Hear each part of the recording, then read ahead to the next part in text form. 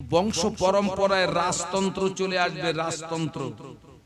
আর ইসলাম হচ্ছে রাজতন্ত্রের ঘোর বিরোধী। ইসলাম হচ্ছে গণতন্ত্রের জন্মদাতা। একটু সুবহানাল্লাহ বলুন, একটু মহব্বতে বলুন। আমি বক্তা বলে আমার ছেলের ভিতরে বক্তৃতা রাখার যোগ্যতা থাকবে না, আমার ছেলে বক্তৃতার চেয়ার দখল করবে, ইসলাম এটাকে সমর্থন করে না।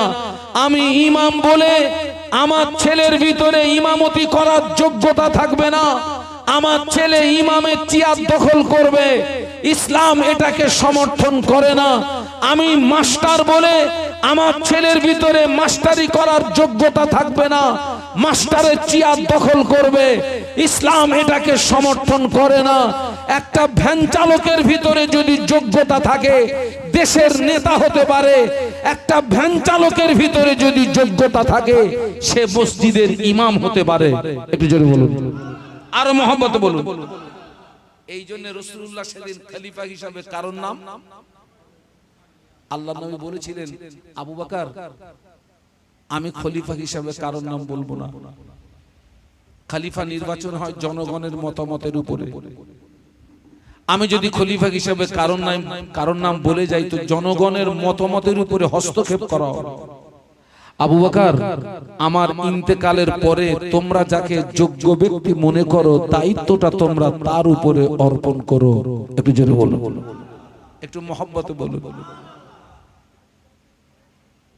নবী পাকের প্রাণ প্রিয় সাহাবী আবু বকর সিদ্দিক রাদিয়াল্লাহু আনহু উপস্থিত জনমণ্ডলীকে লক্ষ্য করে বলেছিলেন, ও নবী পাকের সাহাবীরা, আমি আবু বকর আল্লাহ নবীর হায়াতে জিন্দেগিতে আমি বারবার দাবি রেখেছিলাম, আল্লাহ নবী সেদিন খলিফা হিসাবে কারণ নাম বলে যান না। আমি আবু বকর আমি দেশের একজন নাগরিক হিসাবে আমার ব্যক্তিগত মতামত প্রকাশ করছি। আল্লাহ নবী বলেছিলেন, আনা খাতামুন নবিয়্যিন লা নবিয়্যা বাদি। আল্লাহ নবী বললেন, আমি হলাম শেষ নবী, আমার পরে কেউ নবী হবে না। ওয়ালাউ কানা বাদ নবিয়ান লাকানা উমারু নবিয়ান। আল্লাহ নবী বললেন, আমার পরে যদি কেউ নবী হতো, আমি আল্লাহ নবী বলছি ওমর নবী হতো। ও নবী পাকের সাহাবীরা, আল্লাহ নবীর এই হাদিসের ভিতর দিয়ে জানা যাচ্ছে ওমরের ভিতরে নবী হওয়ার যোগ্যতা ছিল, ওমরের ভিতরে নবী হওয়ার যোগ্যতা ছিল, নবী হওয়ার যোগ্যতা আছে। নবীর সিলসিলা খতম হয়ে গিয়েছে, নবী আর হবে না। আমি আবু বকর আমার ব্যক্তিগত মতামত নবীর বর্তমানে খলিফা হওয়ার উপযুক্ত হযরত ওমর রাদিয়াল্লাহু তাআলা আনহু। একটু মহব্বতে বলেন, আর একটু জোরে বলেন। উনি বললেন, আমার মতটা প্রকাশ করলাম, বলুন এই ব্যাপারে আপনাদের মতামত কি? যে সাহাবীরা খলিফা নির্বাচন নিয়ে আপনার মতনৈক্য হলো, একটা দ্বন্দ্বের জায়গা তৈরি হলো, আবু বকর সিদ্দিক রাদিয়াল্লাহু আনহুর এই বার্তা শোনার পরে তানারা বললেন, আমরা আপনার নির্বাচনকে সমর্থন করলাম। একটু মহব্বতে বলুন, আমরা আপনার মতামতকে কি করলাম? সমর্থন করলাম। আচ্ছা, আবু বকর সিদ্দিক রাদিয়াল্লাহু আনহু খলিফা হিসাবে নাম প্রস্তাব করেছেন কার? উপস্থিত জনমণ্ডলী। তিনি কি মেনে নিয়েছিলেন?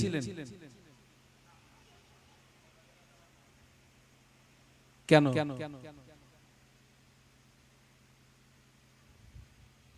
আমার রস করার যোগ্যতা আছে সামান্যতম, আমি বিশাল বড় পণ্ডিত না, কিন্তু এমপি হওয়ার কাণ্ঠজ্ঞান আমার নেই, এমএলএ হওয়ার কাণ্ঠজ্ঞান আমার নেই। এখন যদি রাহারাটির লোকরা বলে, হুজুর আপনার রস খুব ভালো লাগে, তো হুজুর নিয়ত করেছি এই আগামী যে ভোট আসছে এমপি ভোটে আমরা আপনার এমপি বানাবো। আমার এমপিতে বসার কাণ্ঠজ্ঞান না থাকলেও আমিও গদি ছাড়বো না ধরবো।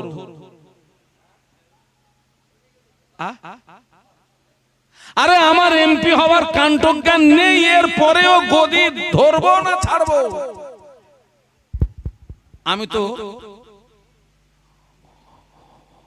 আমি তো শুধু বলবো, শুধু আপনারা আমার বসার কাণ্ডজ্ঞান থাকার না থাক, একবার শুধু গদিতে বসিয়ে দেন। 5 বছর যা কামাই করব 14 গোষ্ঠী বসে খাবে। টাকা বেরোচ্ছে পাট বাগানের ভিতর থেকে। হ্যাঁ, কোথা থেকে? আপনারা দেখেন না, মিডিয়ায় দেখেন না? কার মাল? ও তো জনগণের মাল, ও তো গরিবের মাল।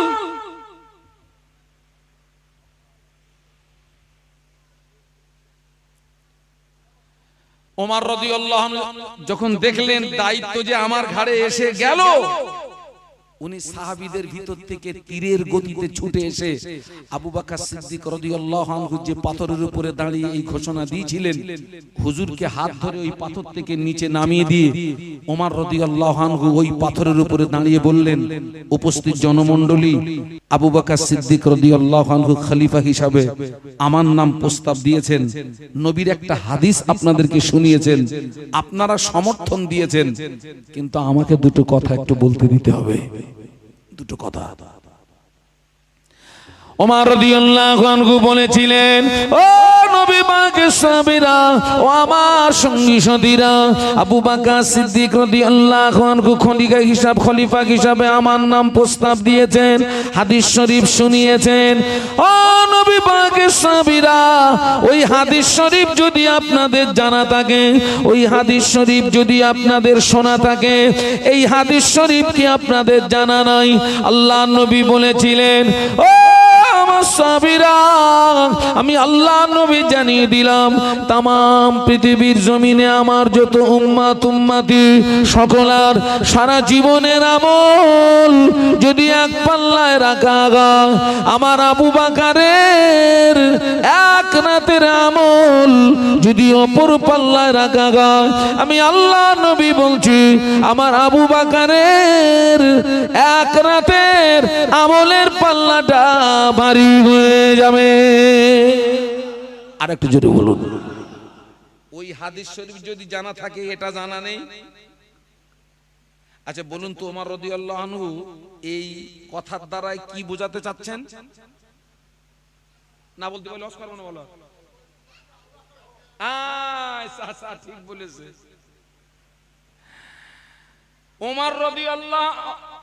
ওমর রাদিয়াল্লাহু আনহু বলতে চাচ্ছেন, আমার চেয়ে যোগ্য ব্যক্তিকে। সুবহানাল্লাহ বলেন, আরো জোরে বলেন।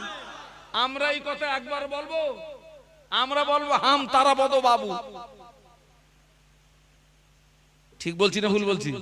আমার মতন বড় হুজুর আর কেউ নেই, আমার মতন বড় ইমাম আর কেউ নেই, আমার মতন বড় সুফি আর কেউ নেই। এই জন্য তো কারবালা।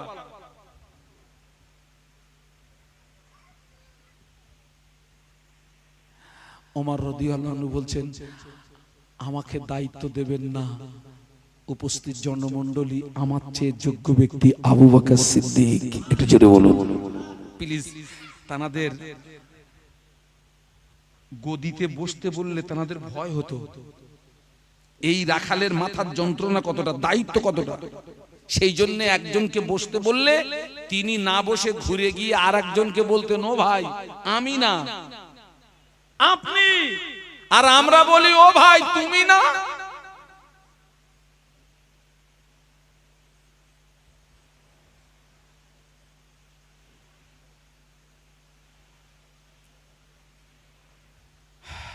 আল্লাহ রাসূল সাল্লাল্লাহু আলাইহি ওয়াসাল্লাম কোন একদিন আম্মা আয়েশা সিদ্দিকা রাদিয়াল্লাহু আনহার কোলে মাথা দিয়ে শুয়ে আছেন। কে কার কোলে মাথা দিয়ে শুয়ে আছেন? রাতের বেলা আল্লাহ রাসূল ঘুমিয়ে পড়েছেন।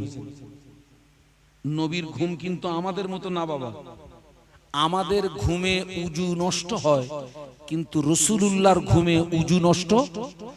আমাদের চোখও ঘুমোয়, অন্তর কথা বলে না। শুধু ঘুমোয় না চাচা, জন্মের ঘুম ঘুমোয়।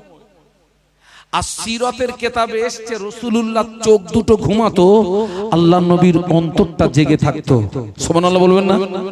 তো আম্মা জান আয়েশা সিদ্দিকা রাদিয়াল্লাহু আনহার কোলে রাসূলুল্লাহ মাথা রেখে ঘুমিয়ে গেছেন। আম্মা জান আয়েশার নজরটা পড়ে গেছে আসমানের দিকে। আম্মা জান আয়েশা সিদ্দিকা রাদিয়াল্লাহু আনহা আসমানের দিকে চেয়ে দেখছেন গোটা আসমানটা তারকায় ভরে গেছে। গোটা আসমানটা, ওই দৃশ্যটা দেখে আম্মা আয়েশার মনে একটা প্রশ্ন দেখা দিয়েছে, আল্লাহ, আসমানে তারকা পরিমাণে নেকি কি কারোর আছে? আসমানে এত তারকা, তামাম পৃথিবীর জমিনে এমন কি কেউ আছে যার নেকি এই আসমানের তারকা সমপরিমাণে? আম্মা আয়েশার মনে প্রশ্ন জেগেছে, কিন্তু উত্তরটা পাচ্ছে না। কোলে ঘুমিয়ে আছেন কে? আম্মা জান, আল্লাহ, আমার কোলেই তো রাসূলুল্লাহ ঘুমিয়ে আছেন, নবীর ঘুমটা ভেঙে গেলে এই প্রশ্নটা আমি রাখবো। আল্লাহ নবী ঘুম ভেঙে গেল। ও ইমাম সাহেব, আমার এই জায়গাটায় আসেন। আপনি ইমাম সাহেব, আপনার সম্মান অনেক বেশি, একবার পিছনে বসলে হবে না। ইমামকে সম্মান দেবেন, সবাই মিলে বলুন কি দেবেন? এখন তো ইমাম মানে তার 4 পয়সা কোনো দাম নেই। যে পেশাব করে পানি লায় না, ও ইমামের উপরে আঙুল তোলে।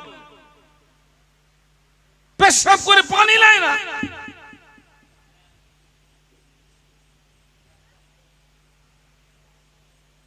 ইমাম। কারবালার ময়দানে যিনি শহীদ হয়েছিলেন তার নামের আগে কি? বলুন বলুন।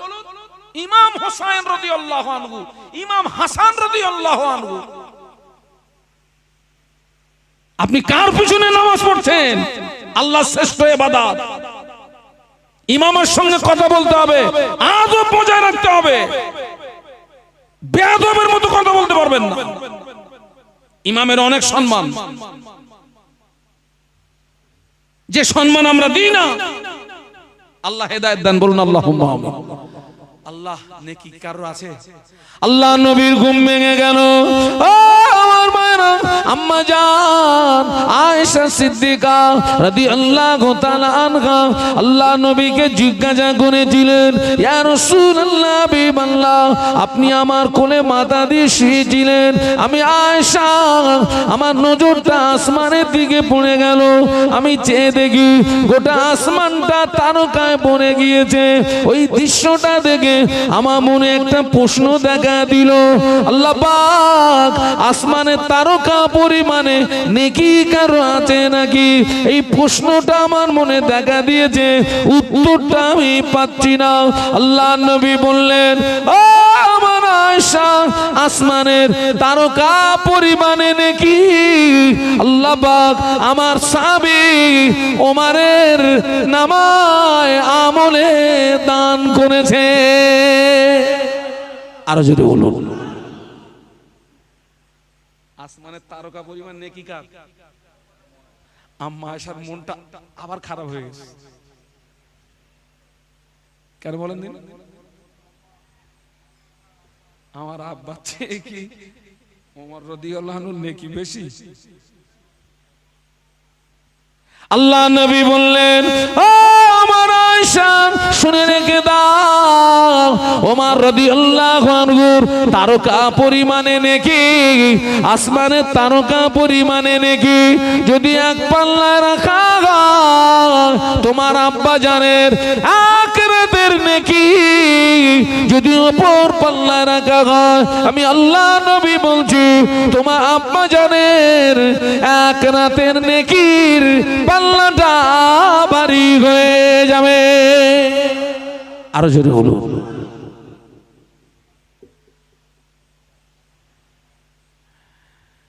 দায়িত্বটা আমাকে দেবেন না, কাকে দেন?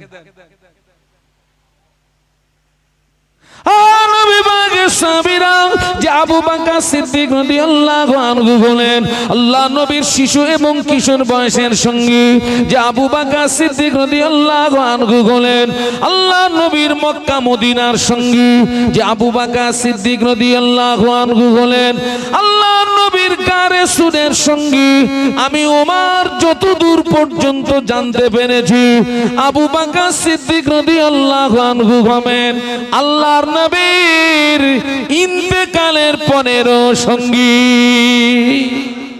আরো জোরে বলুন। সত্যি সত্যি আল্লাহর নবীর আবু বকর সিদ্দিক রাদিয়াল্লাহু আনহু ইন্তেকালের পরে কার সঙ্গী হয়েছে? নবী সাল্লাল্লাহু আলাইহি ওয়াসাল্লামের মাজারের পাশে কার মাজার? একটু সুবহানাল্লাহ বলবেন না? দায়িত্বটা আমাকে দেবেন না?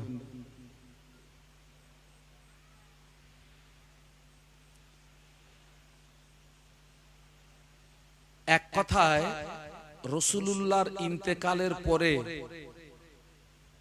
খলিফা হলেন আবু বকর সিদ্দিক রাদিয়াল্লাহু আনহু। গণতন্ত্র মাফিক জনগণের মতামতের উপরে। ওমর রাদিয়াল্লাহু আনহু খলিফা হলেন জনগণের বলুন বলুন মতামতের উপরে। উসমান গনি রাদিয়াল্লাহু আনহু খলিফা হলেন জনগণের। আলী কাররামাল্লাহু ওয়াজহাহু খলিফা হলেন জনগণের। কিন্তু ইয়াজিদ খলিফা হয়েছিল জনগণের মতামতে নয়, রাজতন্ত্র অনুযায়ী। কি বাবা, কি তন্ত্র অনুযায়ী? রাজতন্ত্র। ইমাম হোসেন রাদিয়াল্লাহু আনহু এই অন্যায়টাকে তিনি মেনে নেননি। আল্লাহ নবী 1500 বছর আগে নূরের জবানে বলে গেলেন মান রাআ মিনকুম মুনকারান ফালিয়ুগাইয়িরহু বিয়াদিহি ফাইল্লাম ইয়াসতাতি ফাবিলিসানিহি ফাইল্লাম ইয়াসতাতি ফাবিকলবিহি ওয়াদালিকা আদাফুল ঈমান। আল্লাহ নবী বললেন তোমার সামনে যদি কোনো অন্যায় অপরাধ কাজ হয় আমি আল্লাহ নবী বলছি তুমি অন্যায়ের প্রতিবাদ করবে। ওই অন্যায়ের প্রতিবাদের ধারা হলো 3টি। আল্লাহ নবী 1 নাম্বার বললেন তোমার বাহুকে মজবুত করে হাত দিয়ে অন্যায় প্রতিবাদ করবে। হাত দিয়ে যদি না পারো আমি আল্লাহ নবী বলছি তুমি জবান দিয়ে অন্যায় প্রতিবাদ করবে। জবান দিয়ে যদি না পারো আমি আল্লাহ নবী বলছি কমপক্ষে তুমি অন্তর দিয়ে ঘৃণা করবে। ওটা হলো দুর্বলতম ঈমানের লক্ষণ। একটু সুবহানাল্লাহ বলা যাবে? একটু মহব্বতে বলা যাবে? ইমাম হোসেন রাদিয়াল্লাহু আনহু সত্যকে প্রতিষ্ঠিত করতে গিয়ে, হককে প্রতিষ্ঠিত করতে গিয়ে তিনি তার জীবনটা দিয়ে দিয়েছিলেন। অন্যায়ের সামনে তিনি মাথা নত। একটু কথা বলুন। আমরা কি করি? আমাদের হচ্ছে গোলেমালে শিক্ষক রোজ আসে আর ছাত্রদের পড়া দেয় গোলেমালে যায় দিন, গোলেমালে যায় দিন। একটা ছাত্র সপ্তাহখানিক পরে ও দেখছে প্রত্যেক দিন একই কথা। সপ্তাহখানিক পরে একটা ছাত্র পিছন দিক দিয়ে উঠে বলছে স্যার এরকম চিটিংবাজি করে আর চালাবেন কতদিন?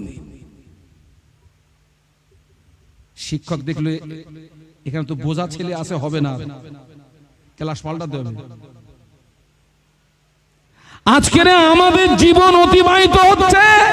আজকের আমি বলবো সমাজ থেকে অন্যায়ের প্রতিবাদ এক শ্রেণীর মানুষের ভিতর থেকে উঠে গেছে। অন্যায়ের প্রতিবাদ নেই। ঠিক বলছি না ভুল বলছি? রাসূল বলেছেন তোমার সামনে যদি কোনো অন্যায় অপরাধ কাজ হয় তুমি 1 নাম্বার বাহুকে মজবুত করে হাত দিয়ে অন্যায়ের প্রতিবাদ করো। হাত দিয়ে যদি না পারো জবান দিয়ে অন্যায়ের প্রতিবাদ করো। জবান দিয়ে যদি না পারো কমপক্ষে অন্তর দিয়ে ঘৃণা করো। ওটা হচ্ছে দুর্বলতম ঈমানের লক্ষণ। যাদের দুর্বল ঈমান আমরা অন্তর দিয়েও ঘৃণা করিনি, আমরা তার সঙ্গে গলায় গলায় মিলে চলি।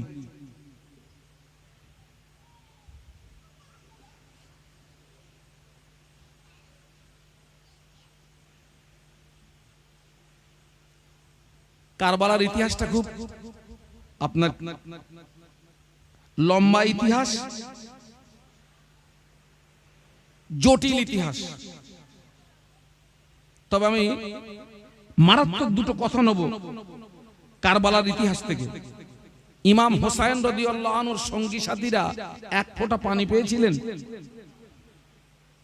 ফোরাত নদীটা কাদের দখলে ছিল? এজিদ সৈন্যর দখলে। ওনার সঙ্গী সাথীরা এক ফোঁটা পানি পাননি। কলিজার টুকরা আলী আসগারকে নিয়ে গিয়েছিলেন। এজিদি সৈন্যরা, তোমরা আমার হাতের দিকে তাকাও, এটা রাসূলুল্লাহর আওলাদ। তোমার সঙ্গে, তোমাদের সঙ্গে, আমার সঙ্গে তোমাদের শত্রুতা থাকতে পারে, দুশ্মনী থাকতে পারে, এই ছোট্ট বাচ্চার সঙ্গে তো শত্রুতা থাকার কথা নয়। ফোরাত নদীতে আল্লাহর অফুরন্ত রহমতের পানি প্রবাহিত হচ্ছে, একটু ফোরাত নদীর উপকূলটা ছেড়ে দাও, আমার ছোট্ট বাচ্চাকে একটু পানি পান করাতে দাও। পানির পরিবর্তে শত্রুপক্ষ থেকে একটা তীর আসলো, ছেলের বুকটা, শরীর এপড় ওপড় হয়ে গেল। ইমাম হোসাইন রাদিয়াল্লাহু আনহু ছেলের শরীরের রক্ত নিজের গায়ে মাখলেন। তাঁবুর ভিতরে স্ত্রীকে গিয়ে বললেন, এই তোমার বাচ্চাকে নিয়ে এসেছি, এমন পানি পান করিয়ে এনেছি, কিয়ামত পর্যন্ত পানি পানি করে তোমাকে আর ডিস্টার্ব করবে না। দেখে গেলাম বাচ্চা, তোমাদেরকে আল্লাহর হাওলা করলাম, আমি আসছি। সেই ইমাম হোসাইন রাদিয়াল্লাহু আনহু একটা সময়ে এজিদ বাহিনীকে মেরে লোপাট করে ফোরাত নদীর উপকূলটা কিছুক্ষণের ভিতরে ফাঁকা করে ফেলেছেন। সুবহানাল্লাহ বলুন। হুজুর আমার ফোরাত নদীতে নেমেছেন, আজলা ভরে পানি তুলেছেন, উদ্দেশ্য যদি নিজে একটু পানি পান করা যায় আর ওই তাঁবুতে যদি একটু পানি পৌঁছে দেওয়া যায়। তাঁবুতে শিশু আর নারী আছে। হুজুরের যে কাফেলা ছিল ৭২ জনের কাফেলা, তার ভিতরে ৪০ জন পুরুষ আর ৩২ জন হচ্ছে শিশু আর নারী। আজলা ভরে পানি তুলেছেন। হঠাৎ হুজুরের মনে পড়লো, আমার সঙ্গী সাথীরা এক ফোঁটা পানি পায়নি। একটু আগে আমার বাচ্চাটাকে নিয়ে এসেছিলাম, তাকেও এক ফোঁটা পানি পান করাতে পারিনি। এ পানি আমি কি করে পান করব?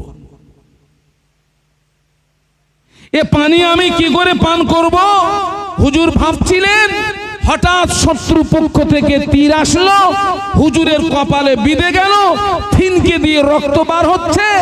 সেই হাত যদি এমন জায়গায় থাকে, কপাল দিয়ে যদি ফিনকি দিয়ে রক্ত বার হয়, রক্ত পড়বে কোথায়?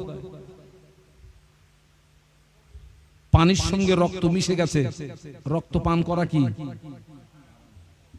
ইমাম হোসাইন রাদিয়াল্লাহু আনহু বললেন, না, আমি এখন মৃত্যুর দুয়ারে, এই মৃত্যুর দুয়ারে দাঁড়িয়ে আমি হারাম উদরস্ত করব না।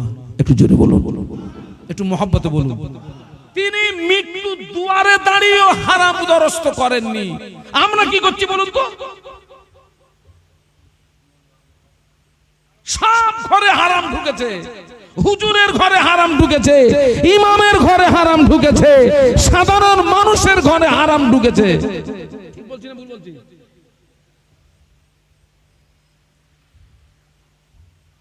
এত মাহফিল হচ্ছে, এত মাহফিল হচ্ছে, আপনাদেরকে টিকিট চলে? টিকিট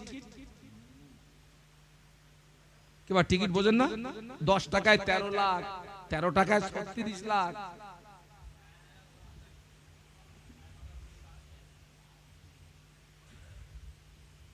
সুদ চলে, মদ চলে, গাঁজা, ওরে বাবা রে,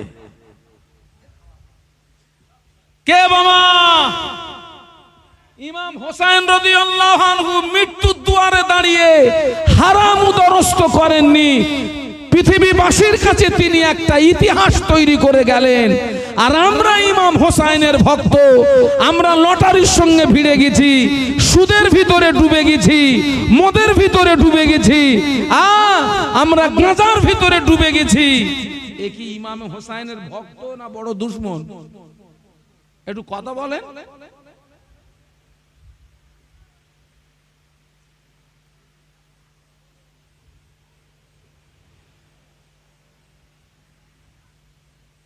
আল্লাহু আকবার। সৎ কাজের আদেশ, অসৎ কাজের নিষেধ। এই নতুন সরকার আসতে মাইকের আওয়াজ কমে গেছে না? কথা বলে না। মসজিদের আজানের আওয়াজ কি করে দিয়েছে? ষোলো ষোলো ষোলো ষোলো ষোলো ষোলো। আচ্ছা ভাই, এই মসজিদে আজান দেয় কিসের জন্য বলুন, একটু কথা বলুন। নামাজের জন্য মানুষকে আহ্বান করা হয় কি বাবা, তাই না? আচ্ছা, এই সরকার আসার আগে এই মসজিদের আজান টোটাল আপনার এই মহল্লায় পৌঁছাতো না? যে কথা বলুন, পৌঁছাতো। সবাই মসজিদে আসতো, তাহলে আজান কি সরকার কমিয়েছে না আমরা কমিয়েছি? আমার কথা বুঝতে পারছেন নাকি? আজান দিচ্ছে তো মানুষকে আহ্বান করছে, কিন্তু আজানের আওয়াজ শুনে তো ওরা আসে না, তাহলে আজান শুনিয়ে লাভ কি?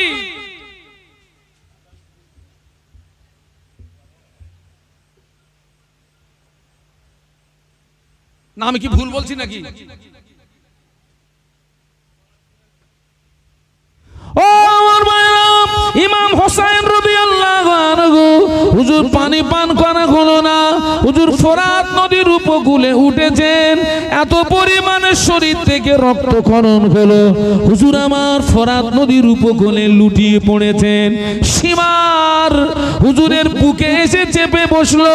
ইমাম হোসেন রাদিয়াল্লাহু আনহু বলে, সীমার এটা কি মাস? মুহররম মাস। কত তারিখ? 10 তারিখ। কি বার? শুক্রবার। কোন সময়? নামাজের সময়। ইমাম হোসেন রাদিয়াল্লাহু আনহু মৃত্যুর দুয়ারে দাঁড়িয়ে বলেছিলেন, সীমার আমাকে একটু সময় দেওয়া হোক, আমি আমার জীবনের 2 রাকাত বিদায়ী নামাজ আদায় করব। একটু জোরে বলুন, একটু সময় প্লিজ, একটু সময়। আমার জীবনের শেষ 2 রাকাত। হুজুর তখন কোথায়? মৃত্যুর দুয়ারে। মৃত্যুর দুয়ারে আমাকে একটু সময় দেওয়া হোক, আমার জীবনের 2 রাকাত শেষ বিদায়ী নামাজ একটু আদায় করব। একটু সুবহানাল্লাহ বলুন। সে আদর্শ কোথায় আমাদের ভিতরে?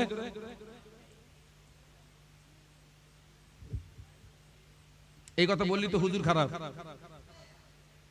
আর হুজুর যত খারাপ হোক তুমি তো আর হুজুরের উপর রাজ করতে পারবে না। খুব বেশি তুমি আমারে আর কথা বলে না, দাওয়াত করবা না, বইয়ে গেল দাওয়াত। রুজির মালিক কে? আরে সবাই মিলে বলেন না, আল্লাহ দুনিয়া এইরকম না এইরকম? এরকম না? তার রাহারাটির লোক যদি আমার আর ভিটে না তুলে আমার খাওয়া হবে না?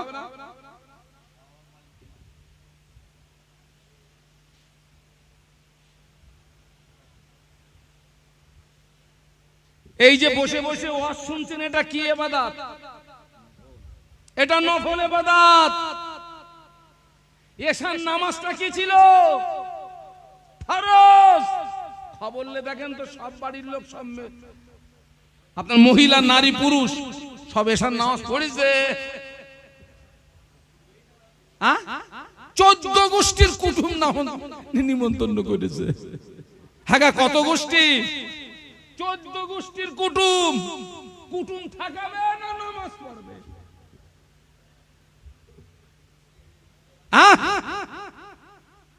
আমার স্ত্রী নামাজের ধার ধারে না, আমার স্ত্রী পর্দা করে না, মেয়ে নামাজ পড়ে না, মেয়ে পর্দা করে না, এবং আমার ছেলে সেও নামাজের ধার ধারে না এবং শরীয়ত বিরোধী কাজের সঙ্গে তার যথেষ্ট সম্পর্ক। আমি আমার স্ত্রী, আমার ছেলে, আমার মেয়ে, আমি তাদেরকে সৎ কাজের আদেশ করি না, এবং তারা যে শরীয়ত বিরোধী কাজের সঙ্গে তাদের সম্পর্ক, আমি তাদের ওই অন্যায়ের প্রতিবাদটুকুও করি না। তার মানে আহাল বর্গ সম্পর্কে আমার কোনো মাথার যন্ত্রণা নেই, আমি নিজেকে নিয়েই ব্যস্ত। আপনারা রাহারাটির মানুষ, আপনারা শিক্ষিত মানুষ, বুদ্ধিজীবী মানুষ, আমি আপনাদেরকে জিজ্ঞাসা করছি, আপনারা একটু কথা বলবেন। আমার মতো ব্যক্তির জন্য জান্নাত পাওয়াটা সহজ না কঠিন? আমি যে ব্যাখ্যা দিয়েছি তাতে আমার মতো ব্যক্তির জন্য জান্নাত পাওয়াটা সহজ না কঠিন? খুব কঠিন। কেন কঠিন? কিয়ামতের ময়দানে আমার স্ত্রী সম্পর্কে আমাকে প্রশ্ন করা হবে, ছেলে সম্পর্কে প্রশ্ন করা হবে, মেয়ে সম্পর্কে প্রশ্ন করা হবে। এক কথায় আমার অধীনস্থ যারা, তাদের সম্পর্কে আমাকে প্রশ্ন করা হবে।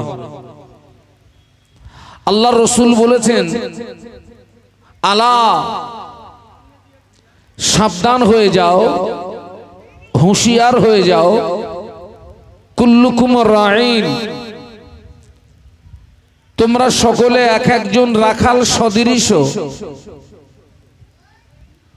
ওকুল্লুকুম মাসউলুন আন রাঈয়াতিহি। বিশ্বনবী বললেন, ওই রাখালের অধীনস্থ যারা, কিয়ামতের ময়দানে তাদের ব্যাপারে জবাবদিহি করা লাগবে। রাসূলুল্লাহর এই হাদিসের ব্যাখ্যা হলো,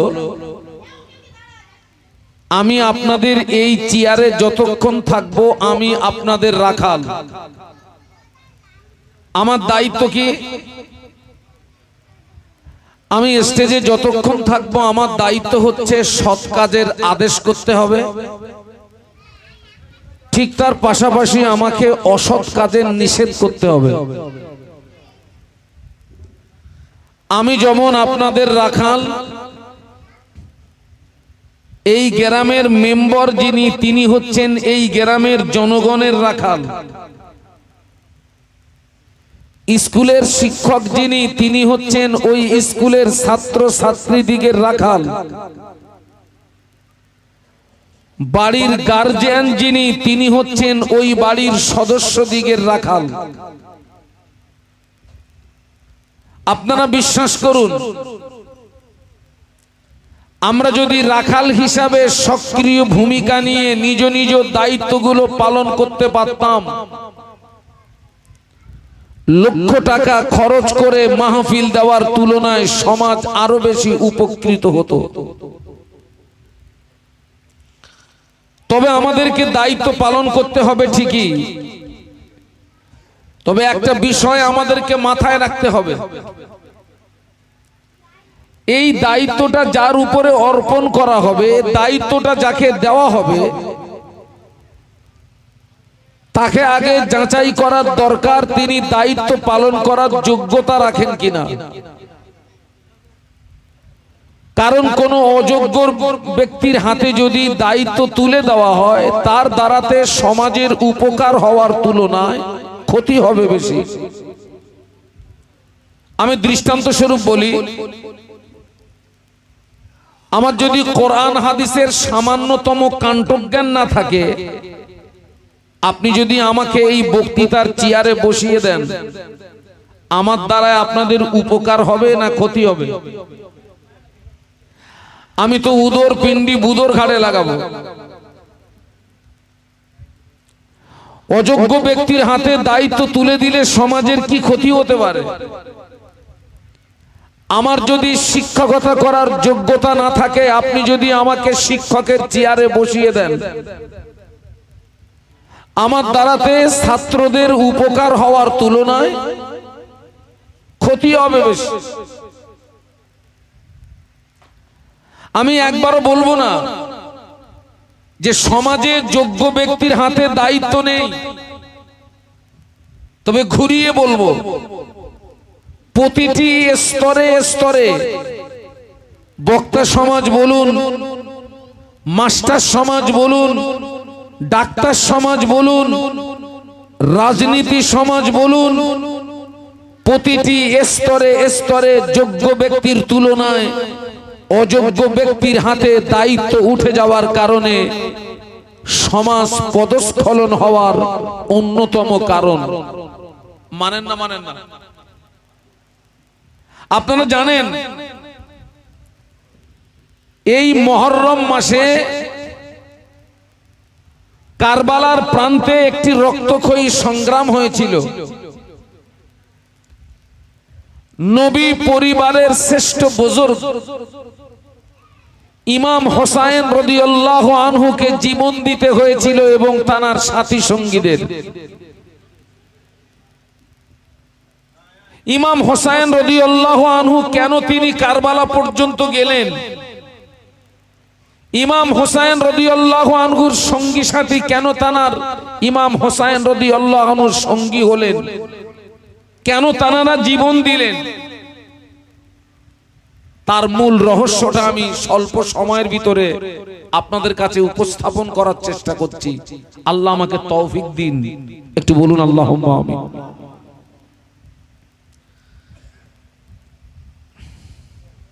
তামাম পৃথিবীর জমিনে আল্লাহ পাক যত পয়গম্বর পাঠিয়েছেন, আমার দিকে তাকান, আমার দিকে তাকান, তামাম পৃথিবীর জমিনে আল্লাহ পাক যত পয়গম্বর পাঠিয়েছেন, কোন পয়গম্বরকে আল্লাহ পৃথিবীর জমিনে অনার্থক পাঠাননি। কোন নবী এবং রাসূলকে আমার আল্লাহ পৃথিবীর জমিনে অনার্থক পাঠাননি।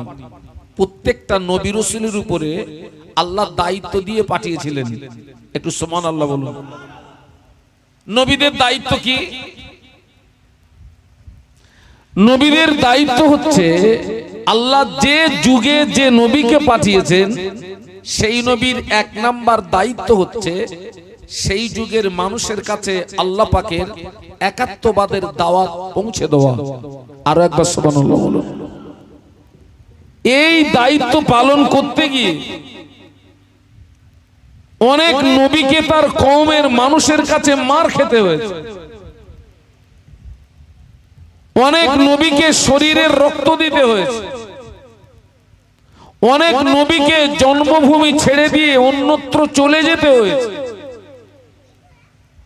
তথাপিও আল্লাহর পয়গম্বরগণ আল্লাহ দিত দায়িত্ব থেকে তানারা কিঞ্চিত পরিমাণে দূরে সরে যাননি। আরো একবার বলুন, একটু মহব্বতে বলুন। এবং জানুন, সব নবীদের দাওয়াত ছিল একটা। সব নবীদের দাওয়াত কি বলেছি? একটা। বলুন তো সেটা কি?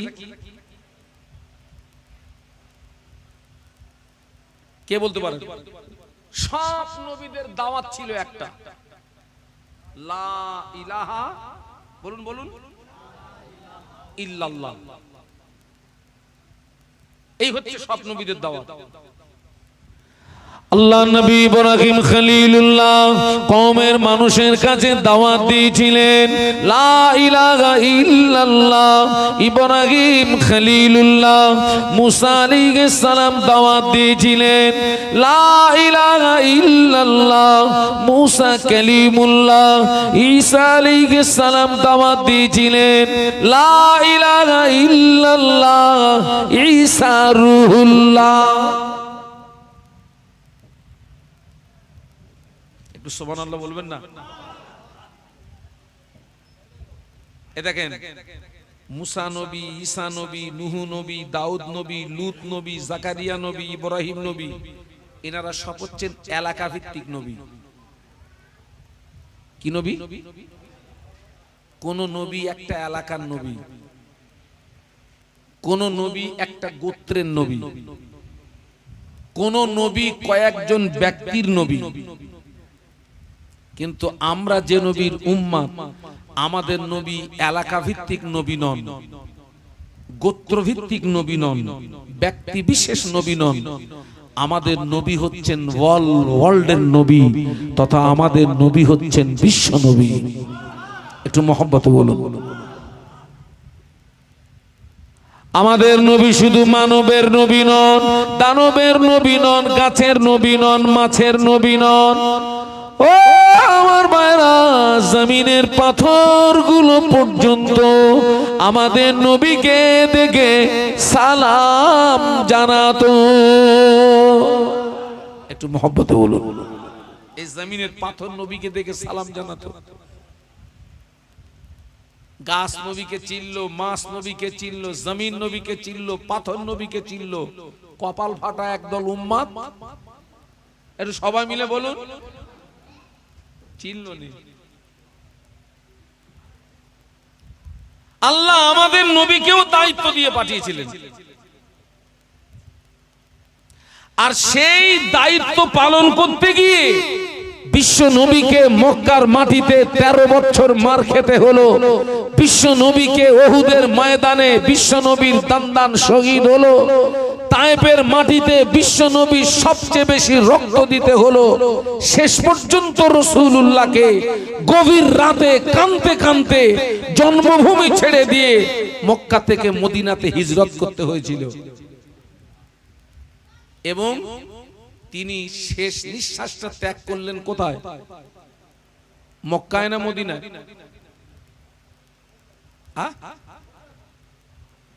মক্কায় না মদিনায়? মদিনাতে। আল্লাহ রসুলের ইন্তেকাল হচ্ছে সোমবার, সবাই মিলে বলুন কি বার? আর রাসূলুল্লাহকে দাফন করা হচ্ছে বুধবার। সোম, মঙ্গল, বুধ। সোম যদি ধরা হয়, সোম, মঙ্গল, বুধ, 3 দিনের মাথায় আল্লাহর নবীর ইন্তেকালের পরে এই সোম থেকে বুধ পর্যন্ত রাখা হলো কেন? আল্লাহর নবীর ইন্তেকালের পরে মদিনার খলিফা কে হবে, মদিনার রাষ্ট্রপতি কে হবে, দেশ পরিচালনার স্টিয়ারিংটা কার হাতে তুলে দেওয়া হবে, এই খলিফা নির্বাচন যতক্ষণ পর্যন্ত সম্পূর্ণ হয় নাই ততক্ষণ পর্যন্ত রাসূলুল্লাহকে দাফন করা হয় নাই। আল্লাহ নবী যখন ইন্তেকাল হলো, গোটা মদিনার জমিনে একটা কান্নার রোল পড়ে গেল। কোন কোন সাহাবী কাঁদতে কাঁদতে বেহুশ হয়ে গেছেন। আল্লাহু আকবার। আমাদের নবী ভালোবাসা, সাহাবীদের নবী ভালোবাসা এক। নবী পাকের একজন সাহাবী আল্লাহ নবীকে জিজ্ঞাসা করেছিলেন, ইয়া রাসূলুল্লাহ, হাবিবাল্লাহ, মাতা সাআ, হুজুর কিয়ামত কবে হবে? সাহাবীদের ভালোবাসা দেখুন। সাহাবী নবীকে জিজ্ঞাসা করছেন, ইয়া রাসূলুল্লাহ, বলুন বলুন, জি হুজুর কিয়ামত কবে হবে বলুন তো। আল্লাহ নবী বলেছিলেন, ও বাবা সাহাবী, তুমি কিয়ামতের সংবাদ দিচ্ছ, কিয়ামতের খবর নিচ্ছ, কিয়ামতের জন্য কি অর্জন করেছো বলো, কিয়ামতের জন্য কি সঞ্চয় করেছো বলো।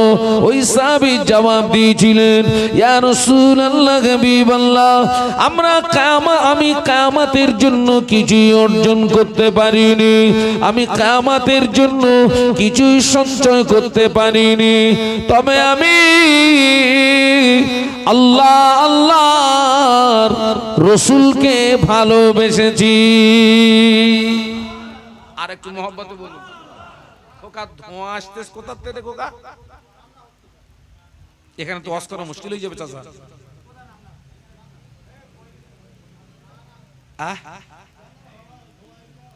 ব্যাপক ধোঁয়া আসছে।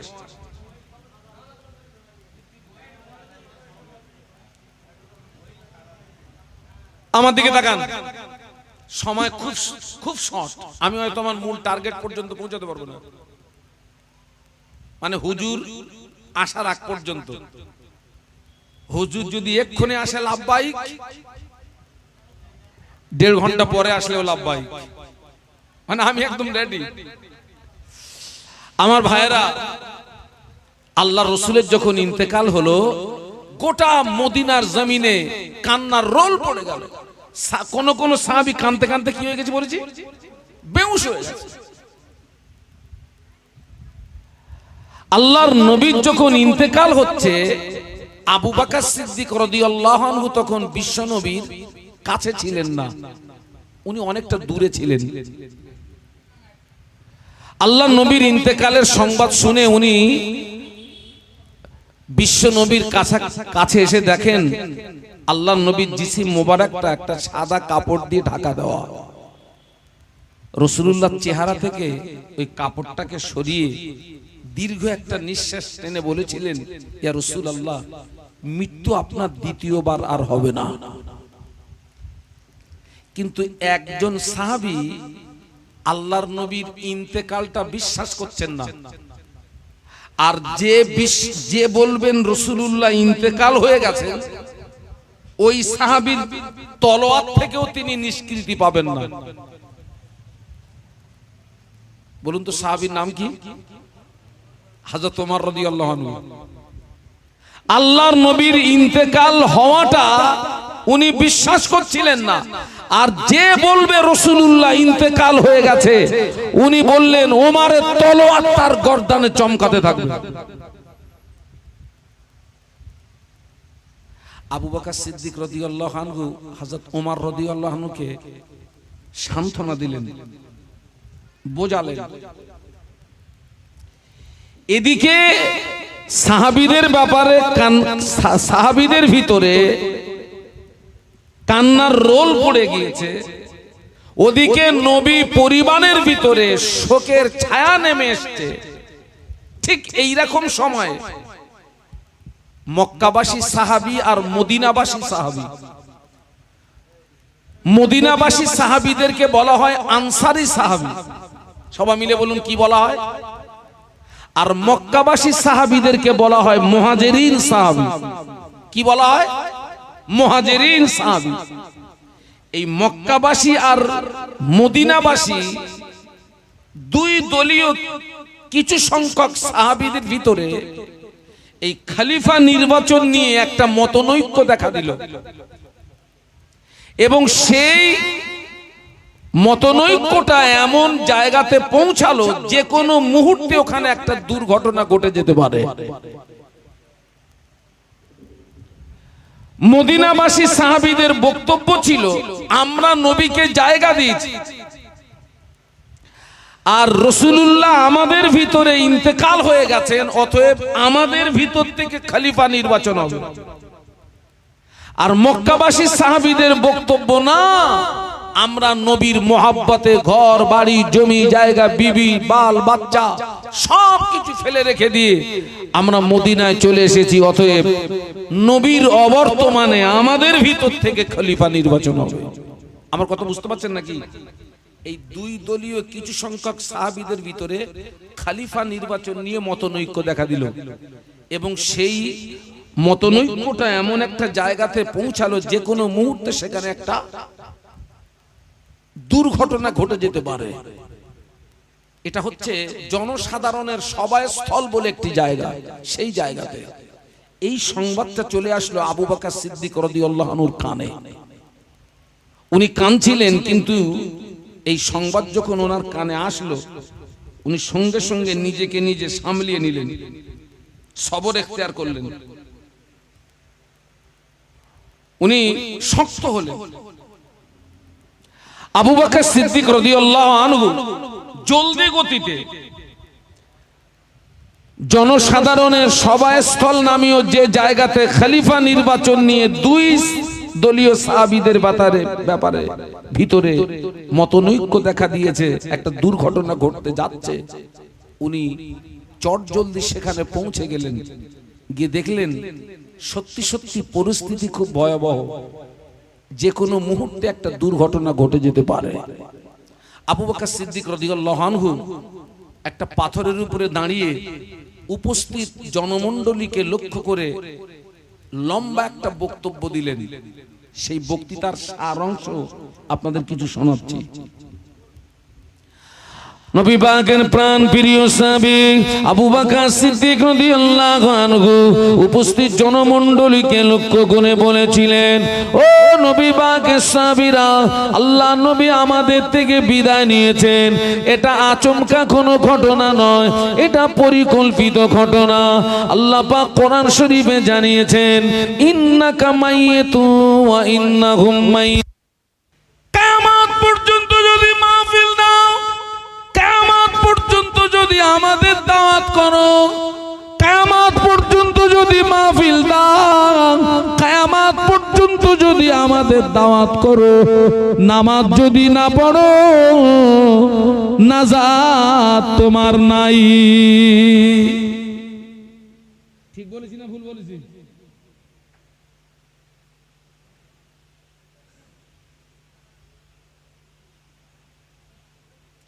ইমাম হুসাইন রাদিয়াল্লাহু আনহু বলবো?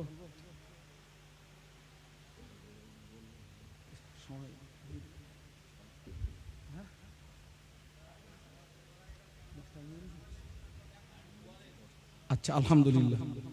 বাবা, সবাইকে বলে যাচ্ছি, আমি আপনাদের এই মাহফিলটা এই এক নাগারে মনে হয় ৩-৪ বছর আসতেছি আমি। হ্যাঁ, কিন্তু খোকা, যে ছেলেটা আমাকে সর্বপ্রথম দাওয়াত করতে গেছিল, বেল্লাল, ওই ছেলেটাকে আমি কিন্তু আজকে দেখছি না। আমি এসেই খবর নিয়েছি, তাহলে এখন আমার ব্রেন ঠিক আছে তো নাকি? তো আমার ছোট ছোট ভাইরা বললো, হুজুর উনি একটা পরীক্ষা দিতে গেছেন, বাড়ি নেই। যাক, কই বললো আব্বা কই? ও আলহামদুলিল্লাহ। তো আলহামদুলিল্লাহ, আপনারা সবাই গ্রামবাসী ভালো আছেন তো? এখন এই যে মাহফিল হচ্ছে, এই যে আমি অধম প্রত্যেক বছর আসি, আর আজকের তো টোটাল গ্রামবাসী আরো খুশি, মুজাদ্দেদের জামানের আওলাদ এসেছেন। আলহামদুলিল্লাহ, আলহামদুলিল্লাহ বলেন। হ্যাঁ, এখন আগামী বছরে মাহফিল হবে না জনমের মতন বন্ধ করে দেবেন? হবে। আমি যদি এখন টাকা চাই দেবেন? আগামী বছর মাহফিল হবে। এখানে অনেক জওয়ান যুবক আছে, একটা বক্তা খরচের দায়িত্ব কে নেবে? যে আমি একটা বক্তা খরচের দায়িত্ব আমি নিলাম, আছে কেউ? আল্লাহ রসুল বলেছেন, আল মারউ মা মান আহাব্বা, পৃথিবীর জমিনে যার সঙ্গে যার ভালোবাসা থাকবে, কিয়ামতের ময়দানে ওই ব্যক্তির সঙ্গে তার হাসর হবে। আলেমকে যদি ভালোবাসো, ওই আলেমটা যদি খাঁটি আলেম হয়, ওই খাঁটি আলেমের ওসিলায় তুমি আল্লাহ চাইলে জান্নাত পেয়ে যাবে। একটু মহব্বতে বলেন। আচ্ছা যাক, ওটা যদি টাফ হয় দরকার নেই। 1 নম্বরে 5000 টাকার ওয়াদা কি করতে পারেন? আলহামদুলিল্লাহ। হুজুর কি নাম? আব্দুল কুদ্দুস। আমাদের আপনার আব্দুল কুদ্দুস সাহেব কদিন আগে ওনার আব্বাজি ইন্তেকাল হয়ে গেছে। তানা সাবরেসানির জন্য 5000 টাকা। খুশি না বেজার? আলহামদুলিল্লাহ বলেন। আল্লাহ দানটা কবুল করেন। এ দানের সওয়াব আমার ভাইয়ের আব্বা জানের পৌঁছে দিন। ওনার আব্বা জানের কবরে যদি আযাব হয়, আযাবে কবর মাফ করে দিন। ওনার আব্বা জানের কবর জান্নাতের নূর দিয়ে গুলজার করে দিন। বলুন আমিন। একটু তাকবীর দেন, দিন নারায়ে তাকবীর। বদরের ময়দানের মতন আওয়াজ দেন না, নারায়ে তাকবীর। আরে সংখ্যায় কম বলে কি ঘাবড়াবো নাকি? তাকবীর দেন, নারায়ে তাকবীর। 2 নম্বরে 5000, যেহেতু 5000 দিয়ে শুরু হয়েছে, কে আছেন বলেন যে আমি 5000 দেবো ইনশাআল্লাহ। আমি চাচ্ছিলাম আজকের কালেকশনটা হুজুর করুক। প্রত্যেক বছর তো আমি করি, হুজুর বললে দেবে। মুজাদ্দেদের জামানের আওলাদ। আচ্ছা, দুজনে ভাগ করি না, আমি হাফ হুজুর হাফ। 2 নম্বরে 5000 কে আছেন একটু বলেন। 1 বছর পরে দেবেন। আজকের কত সুন্দর একটা পরিবেশ দেখেন, এটাকে বলা হয় জান্নাতি পরিবেশ। একটু সুবহানাল্লাহ বলো। এটা কি কি পরিবেশ? এটা জান্নাতি পরিবেশ। একটু বলেন যে আমি 5000 দেবো ইনশাআল্লাহ। আমার একটা ভাই নেই, জোড়া হোক, একটা জোড়া হোক। আমার খুব মনে পড়ে গত বছর একজন 10,000 টাকার ওয়াদা করেছিল না, হ্যাঁ 20,000। আমার সে ভাই কই? আমার সে 20,000-এর ভাই, ও আল্লাহ, তাকবীর তার নারায়ে তাকবীর। এই ছেলেরা 25,000-এর তাকবীর জোরে দে, নারায়ে তাকবীর। আমার মজনু ভাই, তাহলে আমার কিন্তু মনে আছে, বলো গত বছরে ভাই দিয়েছিল 20,000, দিয়েও দিয়েছে আলহামদুলিল্লাহ। এবারে 5,000 বাড়িয়েছে। তাকবীর দেন, নারায়ে তাকবীর। একটু হাত তোলেন দিন, আল্লাহুম্মা আমিন। আল্লাহ পাক আমার মজলুবায়ের দান কবুল করুন। আল্লাহ আমার মজনু ভাইকে নামাজি বানিয়ে দিন, রোজাদার বানিয়ে দিন, দিনদার বানিয়ে দিন। আমার ভাইকে মরণের আগে একবার দিদারে কাবা, দিদারে মদিনা যাওয়ার মতো তৌফিক দিন। আল্লাহ আমার ভাইয়ের হালাল রুজিতে কামাইতে বরকত দিন। আল্লাহ আমার মতো আদমকে ইজ্জত করে যে দোয়া চাই, আল্লাহ কিয়ামতের ময়দানে মুজাদ্দিদুজ্জামান বসিরহাটের আল্লামা হুজুরের সঙ্গে যেন হাসর হয়। লা ইলাহা ইল্লাল্লাহু মুহাম্মাদুর রাসূলুল্লাহ। তাকবীর, নারায়ে তাকবীর। আর একজন 5,000 বলেন, একটা জোড়া হোক। 25-এর জোড়া আমি চাইবো না, 5,000-এর জোড়া কে আছেন একটু বলেন যে আমি 5,000 দেবো ইনশাআল্লাহ।